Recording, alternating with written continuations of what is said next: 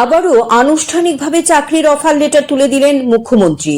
শুক্রবার রাজধানীর প্রজ্ঞা ভবনে স্বাস্থ্য দপ্তর সহ বিভিন্ন দপ্তরের মোট 151 জনকে চাকরির অফার তুলে দেন মুখ্যমন্ত্রী। পরে হলুদ খাম প্রাপক ভাগ্যবানদের উদ্দেশ্যে মুখ্যমন্ত্রী বলেন, তারা যেন সরকারকে ধন্যবাদ দেন। কাউকে ব্যক্তি বিশেষে ধন্যবাদ দেওয়ার প্রয়োজন নেই। প্রধানমন্ত্রী যেভাবে দিক নির্দেশ করছেন সেভাবেই রাজ্য সরকার কাজ করছে। তিনি আরো বলেন, আগের চাকরি নীতি থেকে বর্তমান সরকার বের হয়ে এসেছে। এখন স্বচ্ছতা বজায় রেখে চাকরি দেওয়া হয়।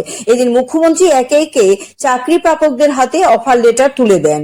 অনুষ্ঠান ঘিরে তাদের মধ্যে ব্যাপক উৎসাহ দেখা গিয়েছে। মুখ্যমন্ত্রী বলেন, সরকারের কোনো প্রকল্প বাস্তবায়নের ক্ষেত্রে সরকারি কর্মচারীরাই বড় ভূমিকা পালন করেন। যারা নতুন চাকরি পেয়েছেন তারা ঠিকভাবে নিজেদের দায়িত্ব পালন করবেন বলে আশা ব্যক্ত করেন মুখ্যমন্ত্রী। এর জন্য কোন ব্যক্তি বিশেষ কাউকে ধন্যবাদ দেওয়ার বিষয় না। গভর্নমেন্টের যে পলিসি আছে সেই গভর্নমেন্টকে ধন্যবাদ আমার মনে হয় তার জন্য প্রাপ্য, এবং আপনারা গভর্নমেন্টকে ধন্যবাদ দেবেন, ব্যক্তি বিশেষের কোনো প্রয়োজন নেই। যেভাবে এতদিন ধরে ত্রিপুরার যেভাবে চাকরি দেওয়া হতো তার থেকে আমরা একটু বেরিয়ে এসেছি। আমরা চাই যে মহলটা একটু চেঞ্জ হোক, এবং সেই জায়গায় পরপর এরকম কিন্তু আছে কতদিন ধরে আমরা এই অফার বিতরণ আমরা করছি। এই অফার নিয়ে অনেকে অনেক কথা বলে, এই অফার এটা নিয়ে অনেকের কাপড় দেওয়া হয়, যে এইভাবে মুখ্যমন্ত্রীর হাতে বা ডিপার্টমেন্টের মিনিস্টারের হাত ধরে এইভাবে অফার কেন দেওয়া হয়। এর আগেও আমরা বারবার বলছি, এই কারণে আমরা দিচ্ছি যে আমাদের মধ্যে সেই স্বচ্ছতা আছে, এবং সেই স্বচ্ছতার কারণে আমরা অফার বিতরণের মাধ্যমে আমাদের কোন রকম চিন্তার যে কপালে ভাঁজ করা। এখানে দেখছিলাম যিনি যার নাম এখানে রাখছিলেন, যিনি ঘোষণা দিচ্ছিলেন, অ্যাকচুয়ালি আমি দেখছিলাম অ্যাড্রেস গুলো অ্যাক্রস দ্য স্টেট।